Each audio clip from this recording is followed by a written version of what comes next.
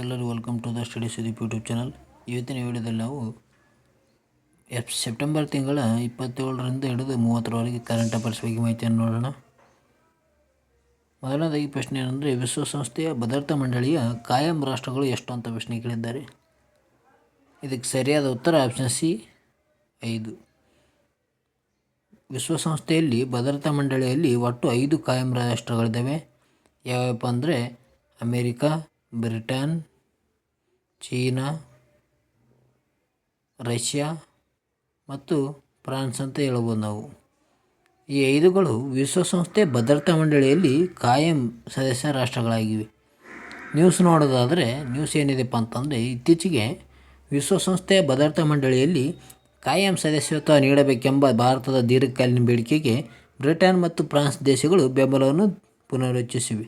ಅಂದರೆ ಈ America, France, Britain ಯಾವ ರೀತಿಯಾಗಿ ಈ ಭದ್ರತಾ ಮಂಡಳಿಯಲ್ಲಿ ಕಾಯಂ ಸದಸ್ಯ ರಾಷ್ಟ್ರ ಆಗಿದೆಯೋ ಅದೇ ರೀತಿಯಲ್ಲಿ ನಮ್ಮ ಭಾರತವು ಕೂಡ ಕಾಯಂ ರಾಷ್ಟ್ರ ಆಗಬೇಕೆಂದು ಬ್ರಿಟನ್ ಮತ್ತು ಫ್ರಾನ್ಸ್ ದೇಶಗಳು ನಮ್ಮ ಭಾರತಕ್ಕೆ ಬೆಂಬಲವನ್ನು ಸೂಚಿಸಿವೆ ಅಂತ ಹೇಳ್ಬೋದು ನಾವು.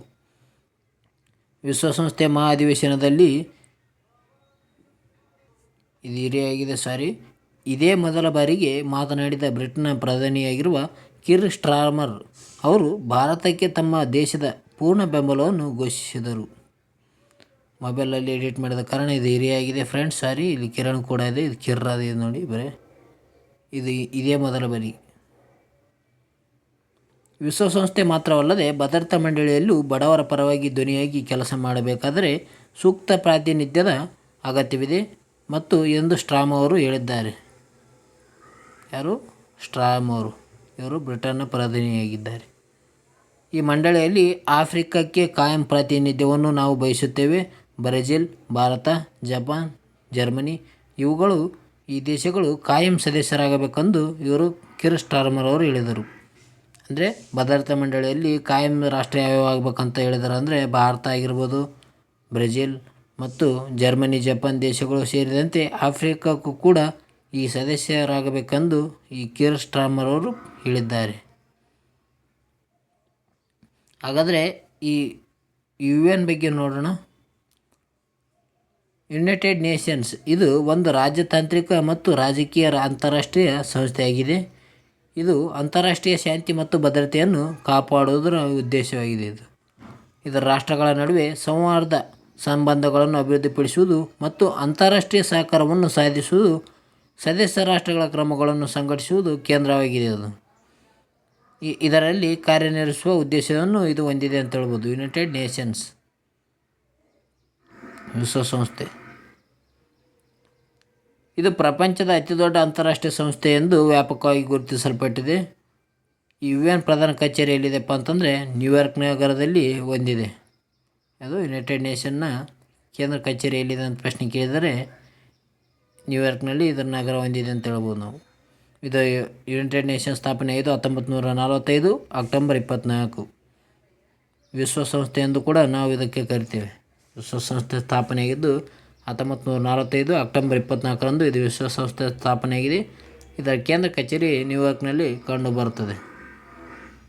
ಆದರೆ ನಮ್ಮ ಮುಂದಿನ ಪ್ರಶ್ನೆಗೆ ಹೋಗೋಣ. ನಮ್ಮ ಮುಂದಿನ ಪ್ರಶ್ನೆ, ಜಪಾನಿನ ನೂತನ ಪ್ರಧಾನಮಂತ್ರಿಯಾಗಿ ಆಯ್ಕೆಯಾದವರು ಯಾರು ಅಂತ ಪ್ರಶ್ನೆ ಕೇಳಿದ್ದಾರೆ. ಇದಕ್ಕೆ ಸರಿಯಾದ ಉತ್ತರ ಆಪ್ಷನ್ ಸಿ ಶಿಗೆರು ಇಶಿಬಾ. ಶಿಗೆರು ಇಶಿಬಾ ಅವರು ಜಪಾನ್ನ ನೂತನ ಪ್ರಧಾನಮಂತ್ರಿಯಾಗಿ ಆಯ್ಕೆಯಾಗಿದ್ದಾರೆ. ಫ್ರೆಂಡ್ಸ್, ನ್ಯೂಸ್ ನೋಡೋದಾದರೆ ಜಪಾನಿನ ಮಾಜಿ ರಕ್ಷಣಾ ಸಚಿವ ಶಿಗೆರು ಇಶಿಬಾ ಅವರು ದೇಶದ ಮುಂದಿನ ಪ್ರಧಾನಿಯಾಗಿ ಆಯ್ಕೆಯಾಗಿದ್ದಾರೆ. ಜಪಾನ್ ದೇಶದ್ದು ಶಿಮಿಯೋ ಕಿಶಿಡಾ ಅವರು ಉತ್ತರಾಧಿಕಾರಿಯಾಗಲು 9 ಅಭ್ಯರ್ಥಿಗಳ ನಡುವೆ ನಡೆದ ಪೈಪೋಟಿಯಲ್ಲಿ ಶಿಗೆರು ಗೆಲುವನ್ನು ಸಾಧಿಸಿದ್ದಾರೆ. ಅಕ್ಟೋಬರ್ 1ರಂದು ಇಶಿಬಾ ಅವರು ಜಪಾನ್ನ 102ನೇ ಪ್ರಧಾನಮಂತ್ರಿಯಾಗಿ ಪ್ರಮಾಣ ವಚನವನ್ನು ಸ್ವೀಕರಿಸಲಿದ್ದಾರೆ. ಅಂದರೆ ಜಪಾನ್ನ 102ನೇ ಪ್ರಧಾನಮಂತ್ರಿಯಾಗಿ ಆಯ್ಕೆಯಾದವರು ಯಾರಪ್ಪ ಅಂತಂದರೆ ಶಿಗೆರು ಇಶಿಡಾ ಅಂತ ಹೇಳ್ಬೋದು. ಶಿಗೆರು ಇಶಿಬಾ ಅವರು ಜಪಾನ್ನ 102ನೇ ಪ್ರಧಾನಮಂತ್ರಿಯಾಗಿ ಆಯ್ಕೆಯಾಗಿದ್ದಾರೆ. ಇವರು ಭ್ರಷ್ಟಾಚಾರ ಆರೋಪಗಳ ಹಿನ್ನೆಲೆಯಲ್ಲಿ ಈಗಾಗಲೇ ಹುದ್ದೆ ತೊರೆದಿರುವುದಾಗಿ ಘೋಷಿಸಿರುವ ಹಾಲಿ ಪ್ರಧಾನಿ ಕಿಶಿಡಾ ಅವರ ಅಧಿಕಾರ ಹಸ್ತಾಂತರ ಮಾಡಲಿದ್ದಾರೆ. ಅಂದರೆ ಈಗಾಗಲೇ ಈ ಭೀಮು ಕಿಶಿಡ ಅವರು ಈ ಭ್ರಷ್ಟಾಚಾರ ಆರೋಪಗಳ ಹಿನ್ನೆಲೆಯಲ್ಲಿ ಹುದ್ದೆಯನ್ನು ತೊರೆದಿದ್ದಾರೆ. ಆ ಸ್ಥಾನಕ್ಕೆ ಈಗ ಸಿವೇರು ಇಶಿಡ ಅವರು ಹೋಗಲಿದ್ದಾರೆ. ಜಪಾನ್ನ ಮೊದಲ ಮಹಿಳಾ ಪ್ರಧಾನಿಯಾಗಲು ಕಣಕ್ಕಿಳಿದ ಸಚಿವೆ. ಅಂದರೆ ಇವರು ಪೈಪೋಟಿಗೆ ಜಪಾನ್ನಲ್ಲಿಯೇ ಮೊಟ್ಟ ಮೊದಲ ಬಾರಿಗೆ ಮಹಿಳೆಯು ಕೂಡ ಪೈಪೋಟಿ ನಿಂತಿದ್ದರು. ಅವ್ರು ಯಾರಪ್ಪ ಅಂತಂದರೆ ಸಾರೆ ತಕಚಿ. ಇವರು ಸೋಲಿದ್ದಾರೆ ಅಂತ ಹೇಳ್ಬೋದು, ಸೋತಿದ್ದಾರೆ. ಜಪಾನ್ನ ಮೊದಲ ಮಹಿಳಾ ಪ್ರಧಾನಮಂತ್ರಿ ಆಗಲು ಕಣಕ್ಕಿಳಿದ ಸಚಿವೆಯಾಗಿರುವ ಸಾರೆ ತಕಚಿ ಅವರು ಸೇರಿದಂತೆ ಒಟ್ಟು 8 ಮಂದಿಯನ್ನು ಸೋಲಿಸುವ ಮೂಲಕ ಇಶಿಬಾ ಅವರು ಪ್ರಧಾನಿ ಹುದ್ದೆಗೆ ಏರಿದ್ದಾರೆ. 8 ಜನನ ಸೋಲಿಸುವ ಮೂಲಕ ಈ ಇಶಿಬಾ ಅವರು 9ನೇ ಅಭ್ಯರ್ಥಿಯಾಗಿ ಈ 102ನೇ ಪ್ರಧಾನಮಂತ್ರಿಯಾಗಿ ಜಪಾನ್ ದೇಶದ ಆಯ್ಕೆಯಾಗಿದ್ದಾರೆ ಅಂತ ಹೇಳ್ಬೋದು. ಜಪಾನ್ ದೇಶದಲ್ಲಿ ಹಾಗಾದರೆ ಈ ಜಪಾನ್ ಬಗ್ಗೆ ಮಾಹಿತಿಯನ್ನು ನೋಡೋಣ.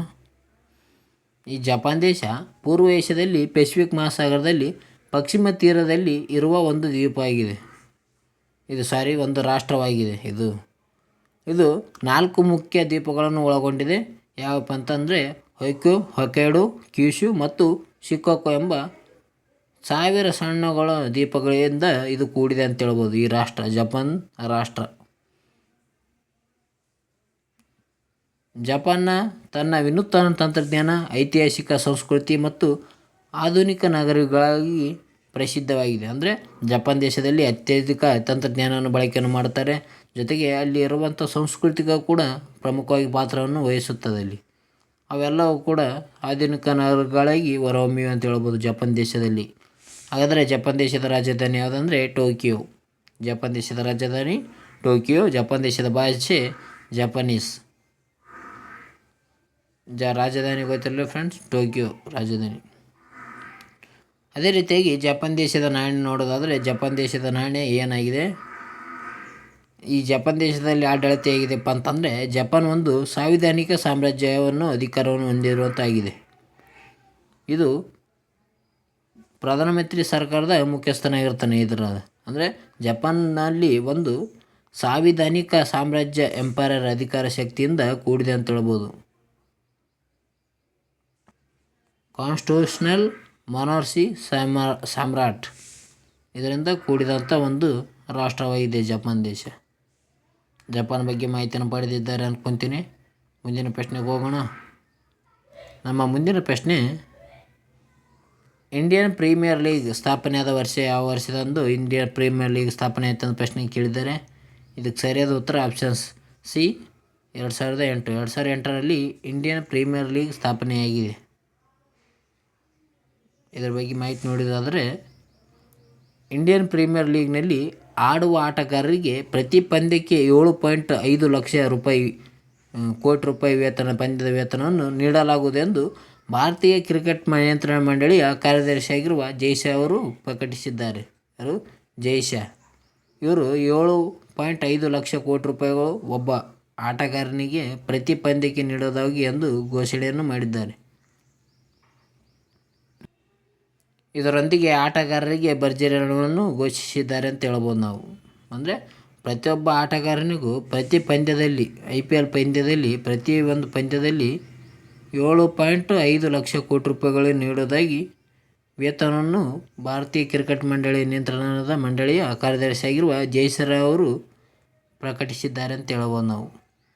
ಏಷ್ಯನ್ ಕ್ರಿಕೆಟ್ ಕೌನ್ಸಿಲ್ ಅಧ್ಯಕ್ಷ ಮತ್ತು ಅಂತಾರಾಷ್ಟ್ರೀಯ ಕ್ರಿಕೆಟ್ ಕೌನ್ಸಿಲ್ ಅಧ್ಯಕ್ಷರಾಗಿರುವ ಜೈಸಾ ಅವರು ಪ್ರತಿ ಫ್ರಾಂಚೈಸಿಯಲ್ಲಿ ಕೂಡ ಎಲ್ಲ ಪಂದ್ಯಗಳಿಗೆ ಪಂದ್ಯದ ಶುಲ್ಕವನ್ನು 12.6 ಕೋಟಿ ರೂಪಾಯಿಗಳಿಗೆ ನಿಗದಿಪಡಿಸಬೇಕೆಂದು ಹೇಳಿದ್ದಾರೆ.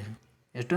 12.6 ಪ್ರತಿ ಫ್ರಾಂಚೈಸಿಯಲ್ಲಿ. ಅಂದರೆ ಪ್ರತಿ ಒಂದು ಋತುವಿನಲ್ಲೂ ಕೂಡ ಪ್ರತಿ ವರ್ಷ ಹೊಸ ಪಂದ್ಯಗಳಿಗೆ 12.6 ಕೋಟಿ ನಿಗದಿಪಡಿಸಬೇಕಂತ ಹೇಳಿದ್ದಾರೆ. ಈ ಜೈಶಾ ಅವರು ಏನಪ್ಪ ಅಂತಂದರೆ ಏಷ್ಯನ್ ಕ್ರಿಕೆಟ್ ಕೌನ್ಸಿಲ್ ಅಧ್ಯಕ್ಷರಾಗಿದ್ದಾರೆ. ಜೊತೆಗೆ ಅಂತಾರಾಷ್ಟ್ರೀಯ ಕ್ರಿಕೆಟ್ ಕೌನ್ಸಿಲ್ ಕೂಡ ಅಧ್ಯಕ್ಷರು ಕೂಡ ಈ ಜೈಶಾ ಅವರು ಆಗಿದ್ದಾರೆ ಅಂತ ಹೇಳ್ಬೋದು. ಇವರು ಅಮಿತ್ ಶಾದ ಮಗ ಆಗಿದ್ದಾರೆ. ಜೈಶಾ ಅಮಿತ್ ಶಾ ಪ್ರಸ್ತುತ ಭಾರತ ಗೃಹ ಮಂತ್ರಿ ಆಗಿದ್ದಾರೆ. IPL ಬಗ್ಗೆ ನೋಡೋಣ ಮಾಹಿತಿ. ಇಂಡಿಯನ್ ಪ್ರೀಮಿಯರ್ ಲೀಗ್ ಇದು IPL ವಿಸ್ತೃತ ರೂಪ ಕೇಳ್ತಾರೆ, ನೋಡಿಕೊಳ್ಳಿ. ಇಂಡಿಯನ್ ಪ್ರೀಮಿಯರ್ ಲೀಗ್ ಇದು ಒಂದು ವಾರ್ಷಿಕ ನಡೆಯುವ ಫ್ರಾಂಚೈಸಿ ಆಗಿದೆ. ಇದು T20 ಟೂರ್ನಮೆಂಟ್ ಆಗಿದೆ. ಭಾರತ ಕ್ರಿಕೆಟ್ ನಿಯಂತ್ರಣ ಮಂಡಳಿ BCCI ಇದನ್ನು ನಡೆಸುತ್ತೆ. ಅಂದರೆ BCCIನ ವಿಸ್ತೃತ ರೂಪವನ್ನು ನೀವು ಕಮೆಂಟ್ ಮೂಲಕ ತಿಳಿಸಿ ಫ್ರೆಂಡ್ಸ್, ವಿಡಿಯೋ ನೋಡ್ತಿದ್ರೆ. ಇದು 2008ರಲ್ಲಿ ಆರಂಭವಾಗಿದೆ. ಅದು BCCI ಆರಂಭವಾಗಿದ್ದು 2008ರಲ್ಲಿ ಮತ್ತು ವಿಶ್ವದ ಅತ್ಯಂತ ಜನಪ್ರಿಯ ಹಾಗೂ ಆರ್ಥಿಕವಾಗಿ ಲಾಭದಾಯಕ ಕ್ರಿಕೆಟ್ ಟೂರ್ನಮೆಂಟ್ಗಳನ್ನು ಇದು ಒಳಗೊಂಡಿದೆ ಅಂತ ಹೇಳ್ಬೋದು BCCI. ಈ BCCI ಬಗ್ಗೆ ನೋಡೋದಾದರೆ BCCI ಸ್ಥಾಪನೆ ಆಗಿದೆ 2008ರಲ್ಲಿ. ಇದು ಆಡಳಿತ IPL ಸ್ಟಾರ್ಟ್ ಆಗಿದೆ 2008ರಲ್ಲಿ. ಇದು ಆಡಳಿತ ಭಾರತೀಯ ಕ್ರಿಕೆಟ್ ನಿಯಂತ್ರಣ ಮಂಡಳಿ ಅಂದರೆ BCCI ಇದರ ಕಾರ್ಯವನ್ನು ನಿರ್ವಹಿಸುತ್ತದೆ. ಅದೇ ರೀತಿಯಾಗಿ ಯಶಸ್ವಿ ತಂಡಗಳು ನೋಡೋಣ. ಅತ್ಯಂತ ಯಶಸ್ವಿ ತಂಡಗಳು ಇದುವರೆಗೂ IPLನಲ್ಲಿ ಅತಿ ಹೆಚ್ಚು ಪ್ರಶಸ್ತಿಯನ್ನು ಪಡೆದ ತಂಡಗಳ ಬಗ್ಗೆ ನೋಡೋಣ. ಮುಂಬೈ ಇಂಡಿಯನ್ಸ್ ಇದು 5 ಬಾರಿ IPL ಪ್ರಶಸ್ತಿಯನ್ನು ಪಡೆದುಕೊಂಡಿದೆ. ಅದೇ ರೀತಿಯಾಗಿ ಚೆನ್ನೈ ಸೂಪರ್ ಕಿಂಗ್ಸ್ ಕೂಡ 5 ಬಾರಿ ಪ್ರಶಸ್ತಿಯನ್ನು ಪಡೆದುಕೊಂಡಿದೆ ಅಂತ ಹೇಳ್ಬೋದು. ನಮ್ಮ ಬೆಂಗಳೂರಿನಿಂದ RCB ಕಣಕ್ಕಿಳಿಯುತ್ತದೆ. ಮುಂದಿನ ಸಲ ಕಪ್ ನಮ್ಮದೇ 2025ರಲ್ಲಿ. ಅತ್ಯಂತ ಹೆಚ್ಚು ರನ್ ಮಾಡಿದ ಆಟಗಾರ ಯಾರಪ್ಪ ಅಂತಂದರೆ ವಿರಾಟ್ ಕೊಹ್ಲಿ. RCB ತಂಡದ ಆಟಗಾರರಾಗಿದ್ದಾರೆ ವಿರಾಟ್ ಕೊಹ್ಲಿ ಅವರು. ಅದೇ ರೀತಿಯಾಗಿ ಅತ್ಯಂತ ಹೆಚ್ಚು ವಿಕೆಟ್ ಪಡೆದ ಆಟಗಾರ ಯಾರಪ್ಪ ಅಂತಂದರೆ ಡೆನ್ ಬ್ರಾವೋ ಅವರು ಅತ್ಯಂತ ಹೆಚ್ಚು ವಿಕೆಟ್ ಪಡೆದ ಆಟಗಾರರಾಗಿದ್ದಾರೆ. IPL ತನ್ನ ವೇಗದ ಆಟ, ವಿಶ್ವದ ಪ್ರತಿಷ್ಠಿತ ಆಟಗಾರರೊಂದಿಗೆ ಪಂದ್ಯಾವಳಿಗಳು ಮತ್ತು ಗ್ಲಾಮರ್ ದೃಷ್ಟಿಯಿಂದ ಕ್ರಿಕೆಟ್ ಅಭಿಮಾನಿಗಳಿಗೆ ಭಾಳ ಜನಪ್ರಿಯವನ್ನು ಪಡೆದುಕೊಂಡಿದೆ ಅಂತ ಹೇಳ್ಬೋದು. IPL ಒಂದು ಇಂಡಿಯನ್ ಪ್ರೀಮಿಯರ್ ಲೀಗ್. ಇದು 2008ರಲ್ಲಿ ಸ್ಥಾಪನೆ ಆಗಿದೆ. ಇದು BCCI ಇದರ ಕಾರ್ಯನಿರ್ವಹಿಸುತ್ತದೆ. ಪ್ರಸ್ತುತ ಏಷ್ಯನ್ ಕ್ರಿಕೆಟ್ ಕೌನ್ಸಿಲ್ನ ಅಧ್ಯಕ್ಷ ಯಾರಪ್ಪ ಅಂತಂದರೆ ಜೈ ಶಾ ಅವರು ಅಧ್ಯಕ್ಷರಿದ್ದಾರೆ. ಅಂತಾರಾಷ್ಟ್ರೀಯ ಕ್ರಿಕೆಟ್ ಕೌನ್ಸಿಲ್ನ ಕೂಡ ಅಧ್ಯಕ್ಷರು ಕೂಡ ಜೈ ಶಾನೇ ಆಗಿದ್ದಾರೆ. ಇತ್ತೀಚೆಗೆ ನೇಮಕವಾಗಿದ್ದಾರೆ. ಅಂತಾರಾಷ್ಟ್ರೀಯ ಕ್ರಿಕೆಟ್ ಕೌನ್ಸಿಲ್ ಕೂಡ ಜೈ ಶಾ ಅವರು ನೇಮಕವಾಗಿದ್ದಾರೆ ಅಂತ ಹೇಳ್ಬೋದು. ಮುಂದಿನ ಪ್ರಶ್ನೆ ನೋಡೋಣ. 2024ರ ದಸರಾ ಕ್ರೀಡಾಕೂಟ ಉದ್ಘಾಟನೆ ಅತಿಥಿಯಾಗಿ ಯಾರು ಬರುತ್ತಿದ್ದಾರೆ ಅಂತ ಪ್ರಶ್ನೆ ಕೇಳಿದ್ದಾರೆ. ಇದಕ್ಕೆ ಸರಿಯಾದ ಉತ್ತರ ಆಪ್ಷನ್ಸ್ ಸಿ, ಹರ್ಮನ್ಪ್ರೀತ್ ಸಿಂಗ್ ಅವರು 2024ರ ದಸರಾ ಕ್ರೀಡಾಕೂಟದ ಉದ್ಘಾಟನೆ ಅತಿಥಿಯಾಗಿದ್ದಾರೆ. ಈ ಹರ್ಮನ್ಪ್ರೀತ್ ಸಿಂಗ್ ಅವರು ಹಾಕಿ ತಂಡದ ಕ್ರೀಡಾಕೂಟದಲ್ಲಿ ಇದಾಗಿದ್ದಾರೆ. ಇವರು ಹಾಕಿ ತಂಡವನ್ನು ಆಡುವ ವ್ಯಕ್ತಿಯಾಗಿದ್ದಾರೆ ಅಂತ ಹೇಳ್ಬೋದು ನಾವು. ಆಕೆ ತಂಡಕ್ಕೆ ಸಂಬಂಧಿಸಿದವರು ಯಾರಪ್ಪ ಅಂತಂದರೆ ಹರ್ಮನ್ಪ್ರೀತ್ ಸಿಂಗ್. ನೋಡೋಣ. ಈ ಬಾರಿಯ ದಸರಾ ಕ್ರೀಡಾಕೂಟ ಅಕ್ಟೋಬರ್ 3ರಿಂದ 6ರವರೆಗೆ ನಡೆಯಲಿದೆ. ಇದು ಪ್ಯಾರಿಸ್ ಒಲಿಂಪಿಕ್ಸ್ ಕಂಚಿನ ಪದಕ ವಿಜೇತರಾಗಿರುವ ಭಾರತದ ಹಾಕಿ ತಂಡದ ನಾಯಕರಾಗಿರುವ ಹರ್ಮನ್ಪ್ರೀತ್ ಸಿಂಗ್ ಅವರು ಅತಿಥಿಯಾಗಿ ಪಾಲ್ಗೊಳ್ಳಲಿದ್ದಾರೆ. ಯಾರು ಪ್ಯಾರಿಸ್ ಒಲಿಂಪಿಕ್ಸ್ನಲ್ಲಿ ಕಂಚಿನ ಪದಕವನ್ನು ಪಡೆದಂಥ ವ್ಯಕ್ತಿ ಯಾರಪ್ಪ ಅಂತಂದರೆ ಹರ್ಮನ್ಪ್ರೀತ್ ಸಿಂಗ್ ಅವರು ಕೂಡ ಈ ದಸರಾ ಉದ್ಘಾಟನೆಯಲ್ಲಿ ಅತಿಥಿಯಾಗಿ ಪಾಲ್ಗೊಳ್ಳಲಿದ್ದಾರೆ ಅಂತ ಹೇಳ್ಬೋದು ನಾವು. ಇವರು ಆಯ್ಕೆ ತಂಡಕ್ಕೆ ಸಂಬಂಧಿಸಿದ್ದಾರೆ. ಆಯ್ಕೆ ತಂಡದ ನಾಯಕ ಯಾರು ಅಂದರೆ ಹರ್ಮನ್ಪ್ರೀತ್ ಸಿಂಗ್. ಪ್ರಶ್ನೆ ಕೇಳಬಹುದು ನೋಡಿ, ಹರ್ಮನ್ಪ್ರೀತ್ ಸಿಂಗ್ ಯಾವ ಆಟಕ್ಕೆ ಸಂಬಂಧಿಸಿದ್ದಾರೆ ಅಂದರೆ ಹಾಕಿ ತಂಡದ ನಾಯಕ. ಈ ದಸರಾ ಹಬ್ಬದ ಬಗ್ಗೆ ನೋಡೋದಾದರೆ ಈ ದಸರಾ ಹಬ್ಬ ಒಂದು ಹಿಂದೂ ಧರ್ಮದ ಆಚರಿಸಲಾಗುವ ಪ್ರಮುಖ ಹಬ್ಬಗಳಲ್ಲೂ ಒಂದಾಗಿದೆ ಅಂತ ಹೇಳ್ಬೋದು. ಇದು ಶರತ್ಕಾಲದ ಅಂದರೆ ಅಶ್ವಯುಜ ಶುದ್ಧ ಪಕ್ಷದ ಪ್ರಾರಂಭವಾದ 10 ದಿನದ ಹಬ್ಬವಾಗಿದೆ. ದಸರಾ ಹಬ್ಬ 10 ದಿನಗಳವರೆಗೆ ನಡೆಸುವಂಥ ಒಂದು ಹಬ್ಬ ಆಗಿದೆ ಅಂತ ಹೇಳ್ಬೋದು. ಈ ಹಬ್ಬವನ್ನು ವಿಭಿನ್ನ ರಾಜ್ಯಗಳಲ್ಲಿ ವಿಭಿನ್ನ ರೀತಿಯಲ್ಲಿ ಆಚರಿಸಲಾಗುತ್ತದೆ. ಅಂದರೆ ಪ್ರತಿಯೊಂದು ರಾಜ್ಯದಲ್ಲಿ ಬೇರೆ ಬೇರೆ ರೀತಿಯಲ್ಲಿ ಆಚರಣೆಯನ್ನು ಮಾಡುತ್ತಾರೆ. ಇದು ಸಾಮಾನ್ಯವಾಗಿ ಅಶ್ವಯುಜ ಮಾಸದ ಶುಕ್ಲ ಪಕ್ಷದ ದಶಮಿದಂದು ನಡೆಯುತ್ತದೆ. ಅಂದರೆ ಯಾವಾಗ ಬರುತ್ತದೆ ಅಂದರೆ ಇದು ಸೆಪ್ಟೆಂಬರ್ನಿಂದ ಅಕ್ಟೋಬರ್ ತಿಂಗಳಲ್ಲಿ ಈ ದಸರಾ ಹಬ್ಬವನ್ನು ಬರುತ್ತದೆ ಅಂತ ಹೇಳ್ಬೋದು ನಾವು. ಅಶ್ವಯುಜ ಮಾಸದ ಶುಕ್ಲ ಪಕ್ಷದ ದಶಮಿಯಂದು ಬರುತ್ತದೆ. ಮುಂದಿನ ಪ್ರಶ್ನೆ ನೋಡೋದಾದರೆ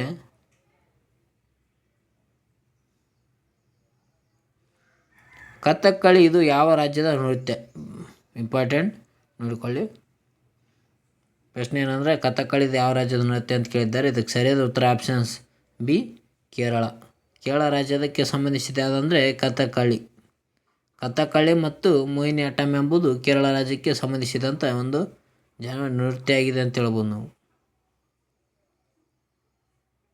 ನ್ಯೂಸ್ ನೋಡೋದಾದರೆ, ಜಾನಪದ ಲೋಕವನ್ನು ನಿರ್ಮಿಸಿರುವ ಕರ್ನಾಟಕ ಜಾನಪದ ಪರಿಷತ್ತಿಗೆ ಅಮೂರ್ತ ಸಾಂಸ್ಕೃತಿಕ ಪರಂಪರೆ ಸಂರಕ್ಷಣೆ ಉದ್ದೇಶಕ್ಕಾಗಿ ಯುನೆಸ್ಕೋ ಮಾನ್ಯತೆ ಸಿಕ್ಕಿದೆ. ಅಂದರೆ ಯಾವುದಕ್ಕೆ? ಜಾನಪದ ಲೋಕ ನಿರ್ಮಿಸಿರೋ ನಮ್ಮ ಕರ್ನಾಟಕದ ಜಾನಪದ ಪರಿಷತ್ತಿಗೆ ಏನು ಮಾಡಿದೆ ಅಂದರೆ ಯುನೆಸ್ಕೋದ ಅಮೂರ್ತ ಸಾಂಸ್ಕೃತಿಕ ಪರಂಪರೆ ಸಂರಕ್ಷಣೆ ಯುನೆಸ್ಕೋದ ಮಾನ್ಯತೆ ಪಡೆದುಕೊಂಡಿದೆ ಅಂತ ಹೇಳ್ಬೋದು. ಇದು ಯುನೆಸ್ಕೋ ಪಟ್ಟಿ ಯಾವ ರೀತಿ ಬರುತ್ತದೋ ಅದೇ ರೀತಿಯಾಗಿ ಅಮೂರ್ತ ಸಾಂಸ್ಕೃತಿಕ ಅಂದರೆ ಸಂಸ್ಕೃತಿಗೆ ಸಂಬಂಧಿಸಿದಂತೆ ಅದಕ್ಕೂ ಒಂದು ಪರಂಪರೆಯ ಸಂರಕ್ಷಣೆಯನ್ನು ಉದ್ದೇಶಕ್ಕಾಗಿ ಇದು ಸೇರ್ಪಡೆಯಾಗಿದೆ ಅಂತ ಹೇಳ್ಬೋದು ಕರ್ನಾಟಕದ ಜಾನಪದ ಪರಿಷತ್. ಕಳೆದ ಜೂನ್ನಲ್ಲಿ ಯುನೆಸ್ಕೋ ಮುಖ್ಯಾಲಯದಲ್ಲಿ ನಡೆದ 10ನೇ ಅಧಿವೇಶನದಲ್ಲಿ ಪರಿಷತ್ನ ಮಾನ್ಯತೆ ಘೋಷಣೆಯನ್ನು ಮಾಡಿತು. ಆಗ ಕಳೆದ ಇದರಲ್ಲಿ 10ನೇ ಅಧಿವೇಶನದಲ್ಲಿ ಈ ಪರಿಷತ್ಗೆ ಮಾನ್ಯತೆ ದೊರಕಿದೆ ಅಂತ ಹೇಳ್ಬೋದು. ವಿಶ್ವದ 58 ಸಾರ್ವಜನಿಕ ಸೇವಾ ಸಂಸ್ಥೆಗಳ ಪೈಕಿ ಕರ್ನಾಟಕದ ಜಾನಪದ ಪರಿಷತ್ತನ್ನು ಒಂದು ಎಂದು ಗುರುತಿಸಿದೆ. ಯುನೆಸ್ಕೋದ ಅಮೃತ ಸಾಂಸ್ಕೃತಿಕ ಪರಂಪರೆ ಸಂರಕ್ಷಣೆ ಆಂತರಿಕ ಸಮಿತಿಗೆ ಸಲಹೆ ನೀಡಿ ಈಗ ಪರಿಷತ್ ಮಾನ್ಯತೆಯನ್ನು ಪಡೆದುಕೊಂಡಿದೆ ಅಂತ ಹೇಳ್ಬೋದು. ಅಂದರೆ ನಮ್ಮ ಕರ್ನಾಟಕದಿಂದ ಈ ಜಾನಪದ ಪರಿಷತ್ತು ಈಗ ಅಮೂರ್ತ ಸಾಂಸ್ಕೃತಿಕ ಪರಂಪರೆ ಸಂರಕ್ಷಣೆ ಮಾನ್ಯತೆಯನ್ನು ಪಡೆದುಕೊಂಡಂಥದ್ದಾಗಿದೆ ನಮ್ಮ ಕರ್ನಾಟಕ ರಾಜ್ಯದಿಂದ. ಹಾಗಾದರೆ ಈ ಯುನೆಸ್ಕೋದ ನೋಡೋದಾದರೆ ಯುನೆಸ್ಕೋ ಇದು ಅಮೂರ್ತ ಸಾಂಸ್ಕೃತಿಕ ಪಟ್ಟಿ ಬಗ್ಗೆ ನೋಡೋದಾದರೆ ಯುನೆಸ್ಕೋ ಇಂಟೇಜಬಲ್ ಕಲ್ಚರಲ್ ಹೆರಿಟೇಜ್ ಅಂತ ಹೇಳ್ತೇವೆ ನಾವು. ಇದು ವಿಶ್ವದ ಅನನ್ಯ ಸಂಸ್ಕೃತಿಗಳನ್ನು ಘೋಷಿಸುವ, ಉಳಿಸಿಕೊಳ್ಳುವ ಮತ್ತು ಸಾಗಿಸುತ್ತಿರುವ ಪ್ರಕ್ರಿಯೆಗಳನ್ನು ಗುರುತಿಸಲು 2003ರಲ್ಲಿ ಇದನ್ನು ಯುನೆಸ್ಕೋ ಪ್ರಾರಂಭಿಸಿದ ಯೋಜನೆಯಾಗಿದೆ. ಇದಾಗಿ ಯುನೆಸ್ಕೋದ ಸಾಂಸ್ಕೃತಿಕ ಅಮೃತ ಪಟ್ಟಿಯನ್ನು ಸ್ಥಾಪನೆ ಮಾಡಿದ ಯಾವಾಗ ಅಂದರೆ 2003ರಲ್ಲಿ ಯುನೆಸ್ಕೋ ಇದನ್ನು ಪ್ರಾರಂಭ ಮಾಡಿತು. ಅಂದರೆ ನಮ್ಮ ದೇಶದಲ್ಲಿ ಅಥವಾ ಪ್ರಪಂಚದಲ್ಲಿ ಎಲ್ಲ ಕಡೆಯಲ್ಲಿರುವ ಸಂಸ್ಕೃತಿಗಳನ್ನು ಆಗಿರ್ಬೋದು ಅವುಗಳನ್ನು ಯಾವ ರೀತಿಯಾಗಿ ಉಳಿಸಿಕೊಳ್ಳಬೇಕೆಂಬುದು ಇದಕ್ಕೆ ಯುನೆಸ್ಕೋದ ಒಂದು ಮುಖ್ಯ ಉದ್ದೇಶ ಆಗಿದೆ. ಇದರಿಂದ ಈ ಅಮೃತ ಸಾಂಸ್ಕೃತಿಕ ಪರಂಪರೆಯನ್ನು ಪಟ್ಟಿಯನ್ನು ಪ್ರಾರಂಭ ಮಾಡಿತು 2003ರಲ್ಲಿ. ಇದು ಮನುಷ್ಯರ ಭಾವನಾತ್ಮಕ, ಸಾಂಸ್ಕೃತಿಕ ಮತ್ತು ಸಾಮಾಜಿಕ ಜೀವನದ ಅವಿಭಾಜ್ಯ ಅಂಗಗಳಾದ ಆಚರಣೆ, ಧಾರ್ಮಿಕ ಕಾರ್ಯಕ್ರಮಗಳು, ಕಲೆಗಳು, ನೃತ್ಯ, ಸಂಗೀತ, ಸಂಪ್ರದಾಯಗಳು, ವಾಚ ಪರಂಪರೆ ಮತ್ತು ಜ್ಞಾನ ವಿಧಾನಗಳನ್ನು ಒಳಗೊಂಡಿರುವಂಥ ಒಂದು ವ್ಯವಸ್ಥೆಯಾಗಿದೆ ಅಂತ ಹೇಳ್ಬೋದು.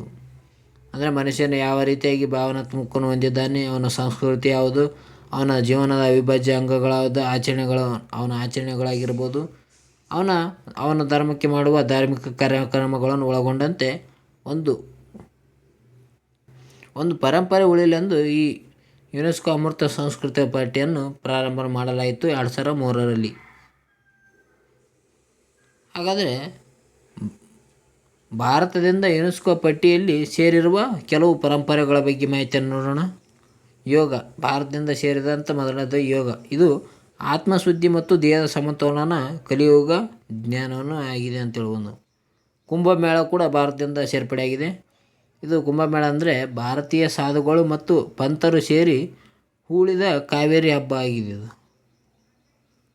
ವಿದ್ಯಾನಂದ ಸನ್ಮಾಗ್ನ. ಇದು ಜೈನ ಧರ್ಮದ ಪಾಂಥ ಸಮುದಾಯದವರಿಂದ ಘೋಷಿಸಲ್ಪಟ್ಟ ಪರಂಪರೆ ಅಂತ ಹೇಳ್ಬೋದು. ವಿದ್ಯಾನಂದ ಸನ್ಮಾಗ್ರ. ಅದೇ ರೀತಿಯಾಗಿ ಚೌ ಅಂತ ಏನಪ್ಪ ಅಂತಂದರೆ ಇದು ಪಶ್ಚಿಮ ಬಂಗಾಳದ ಸಾಂಪ್ರದಾಯಿಕ ಮಾರ್ಷಲ್ ಡ್ಯಾನ್ಸ್ ಆಗಿದೆ. ಚೌ ಯಾವ ರಾಜ್ಯಕ್ಕೆ ಸಂಬಂಧಿಸಿದೆ ಅಂತ ಪ್ರಶ್ನೆಯನ್ನು ಕೂಡ ಕೇಳಬಹುದು. ಚೌ ಅಂದರೆ ಪಶ್ಚಿಮ ಬಂಗಾಳ ರಾಜ್ಯಕ್ಕೆ ಸಂಬಂಧಿಸಿದಂಥ ಒಂದು ಸಾಂಪ್ರದಾಯಿಕ ಡ್ಯಾನ್ಸ್ ಆಗಿದೆ ಅಂತ ಹೇಳ್ಬೋದು, ಮಾರ್ಷಲ್ ಡ್ಯಾನ್ಸ್ ಚೌ. ಅದೇ ರೀತಿಯಾಗಿ ಕಥಕ್ಕಳಿ ಏನಪ್ಪ ಅಂತಂದರೆ ಇದು ಕೇರಳದ ಪೌರಾಣಿಕ ಕಲೆಯ ಒಂದು ರೂಪವಾಗಿದೆ. ಇದು ಕಥಕ್ಕಳಿ ಅದಕ್ಕೆ ಸಂಬಂಧಿಸಿದೆ ಅಂದರೆ ಕೇರಳ ರಾಜ್ಯಕ್ಕೆ ಸಂಬಂಧಿಸಿದಂತಾಗಿದೆ. ರಮಿಲ್ಲ. ಇದು ರಾಮಾಯಣದ ವಿವಿಧ ಪ್ರಸಂಗಗಳನ್ನು ಎನೆಕ್ಟ್ ಮಾಡುವ ಹಬ್ಬ ಆಗಿದೆ ಅಂತ ಹೇಳ್ಬೋದು ರಮಿಲ್ಲ. ಈತನ ಆನ್ಲೈನರ್ ಬಗ್ಗೆ ಮಾಹಿತಿಯನ್ನು ನೋಡೋಣ. ಈತನ ಆನ್ಲೈನರ್ನಲ್ಲಿ ಅತ್ಯುತ್ತಮ ಪುರುಷೋತ್ತಮ ಹಳ್ಳಿ ಸ್ಪರ್ಧೆಯಲ್ಲಿ 2024ರ ಸಾಹಸಿಕ ಪ್ರವೇಶ ತಾಣ ವಿಭಾಗದಲ್ಲಿ ಬೆಳ್ತಂಗಡಿ ತಾಲೂಕು ಕುತ್ಲೂರು ಗ್ರಾಮಕ್ಕೆ ರಾಷ್ಟ್ರೀಯ ಪ್ರಶಸ್ತಿಯನ್ನು ಪಡೆದುಕೊಂಡಿದೆ. ಅದು ಕುತ್ಲೂರು ಗ್ರಾಮಕ್ಕೆ, ಬೆಳ್ತಂಗಡಿ ತಾಲೂಕಿನ ಕುತ್ಲೂರು ಗ್ರಾಮ ಈಗ ಏನು ಮಾಡಿದೆ ಅಂದರೆ 2024ರ ರಾಷ್ಟ್ರೀಯ ಪ್ರಶಸ್ತಿಯನ್ನು ಪಡೆದುಕೊಂಡಿರುವಂಥ ಗ್ರಾಮ ಆಗಿದೆ ಅಂತ ಹೇಳ್ಬೋದು ನಾವು. ಸಾಹಸಿ ಪ್ರವಾಸಿ ತಾಣ ವಿಭಾಗದಲ್ಲಿ ಇಂಪಾರ್ಟೆಂಟ್ ನೋಡಿಕೊಳ್ಳಿಪ್ಪ. ಬ್ರಹ್ಮೋಸ್ ಏರೋಸ್ಪೇಸ್ನಲ್ಲಿ ಅಗ್ನಿವೀರರಿಗೆ ಮೀಸಲಾತಿ ನೀಡಲಾಗಿದೆ ಎಂದು ಘೋಷಣೆಯನ್ನು ಕೂಡ ಮಾಡಲಾಗಿದೆ. ಅಂದರೆ ಬ್ರಹ್ಮೋಸ್ಗೆ ಸಂಬಂಧಿಸಿದಂತೆ ಈಗ ಏರೋಸ್ಪೇಸ್ನಲ್ಲೂ ಕೂಡ ಅಗ್ನಿವೀರರು ಅಂದರೆ 4 ವರ್ಷಗಳ ಕಾಲ ಅವರಿಗೆ ತರಬೇತಿಯನ್ನು ನೀಡಲಾಗುತ್ತದೆ ಅಂತ ಹೇಳ್ಬೋದು ಅಗ್ನಿವೀರರಿಗೆ. ಅದೇ ರೀತಿಯಾಗಿ ಅಕ್ಟೋಬರ್ 3ರಿಂದ UAEನಲ್ಲಿ ಆರಂಭಗೊಳ್ಳಲಿರುವ ಮಹಿಳಾ T20 ವಿಶ್ವಕಪ್ನಲ್ಲಿ ಕಾರ್ಯನಿರ್ವಹಿಸಲು ಇರುವ ಭಾರತದ ಮಹಿಳಾ ಅಂಪೈರ್ಗಳು ಅಂದರೆ ಅಕ್ಟೋಬರ್ 3ರಿಂದ UAEನಲ್ಲಿ ಈಗ ಆರಂಭವಾಗುತ್ತದೆ ಮಹಿಳಾ T20. ಆ ಮಹಿಳಾ T20ಯಲ್ಲಿ ನಮ್ಮ ಭಾರತದಿಂದ ಮಹಿಳಾ ಅಂಪೈರ್ಗಳು ಇದ್ದಾರೆ. ಯಾರ್ಯಾರಪ್ಪ ಅಂತಂದರೆ ವೃಂದಾ ರಾಠಿ ಮತ್ತು GS ಲಕ್ಷ್ಮಿ. ಇವರು ನಮ್ಮ ಭಾರತದಿಂದ UAEನಲ್ಲಿ ಅಂಪೈರ್ಗಳಾಗಿ ಕಾರ್ಯನಿರ್ವಹಿಸ್ತಾರೆ ಮಹಿಳಾ T20ನಲ್ಲಿ. ಅದೇ ರೀತಿಯಾಗಿ ಕೇಂದ್ರ ಸರ್ಕಾರದ ಮಹತ್ವಾಕಾಂಕ್ಷೆಯ ಆಯುಷ್ಮಾನ್ ಭಾರತ ಆರೋಗ್ಯ ವಿಮೆ ಯೋಜನೆ ಅಡಿಯಲ್ಲಿ 170 ಆಯುಷ್ ಚಿಕಿತ್ಸಾ ಪ್ಯಾಕೇಜ್ಗಳನ್ನು ಶೀಘ್ರದಲ್ಲಿ ಸೇರಿಸಲು ನಿರ್ಧರಿಸಲಾಗಿದೆ ಎಂದು ಕೇಂದ್ರ ಆಯುಷ್ ಸಚಿವ ಪ್ರಧಾನರಾಗಿರುವ ಪ್ರತಾಪ್ ರಾವ್ ಅವರು ತಿಳಿಸಿದ್ದಾರೆ. ಈ ಆಯುಷ್ಮಾನ್ ಭಾರತ ಆರೋಗ್ಯ ವಿಮೆ ಅಡಿಯಲ್ಲಿ ಒಟ್ಟು 170 ಆಯುಷ್ ಕಿಟ್ಗಳನ್ನು ಶೀಘ್ರದಲ್ಲಿ ಸೇರಿಸಬೇಕೆಂದು ನಮ್ಮ ಕೇಂದ್ರ ಆರೋಗ್ಯ ಸಚಿವ ಯಾರಪ್ಪ ಅಂತಂದರೆ ಪ್ರತಾಪ್ ರಾವ್ ಅವರು ತಿಳಿಸಿದ್ದಾರೆ ಅಂತ ಹೇಳ್ಬೋದು. ಓಕೆ ಫ್ರೆಂಡ್ಸ್, ಇವತ್ತಿನ ವಿಡಿಯೋದಲ್ಲಿಷ್ಟೇ. ಓಕೆ ಫ್ರೆಂಡ್ಸ್, ಇವತ್ತಿನ ವಿಡಿಯೋದಲ್ಲಿಷ್ಟೇ. ನಿಮಗೇನಾದರೂ ಈ ವಿಡಿಯೋ ಇಷ್ಟ ಆದರೆ ಲೈಕ್ ಮಾಡಿ, ಶೇರ್ ಮಾಡಿ, ಸಬ್ಸ್ಕ್ರೈಬ್ ಮಾಡಿ. ಅದೇ ರೀತಿಯಾಗಿ ಪಕ್ಕದಲ್ಲಿರೋ ಬೆಲ್ ಐಕಾನ್ ಪ್ರೆಸ್ ಮಾಡೋ ಮೂಲಕ ನಾವು ಅಪ್ಲೋಡ್ ಮಾಡೋ ವೀಡಿಯೋನು ಬೇಗ ನೋಟಿಫಿಕೇಷನ್ ಮುಖಾಂತರ ನೋಡಿಕೊಳ್ಳಿ. ಈ PDF ಏನಾದರೂ ಬೇಕಾದರೆ ನಮ್ಮ ಟೆಲಿಗ್ರಾಮ್ ಗ್ರೂಪಲ್ಲಿ ಹಾಕಿರ್ತೀನಿ, ಅಲ್ಲಿ ತೆಗೆದುಕೊಳ್ಳಿ ಫ್ರೆಂಡ್ಸ್.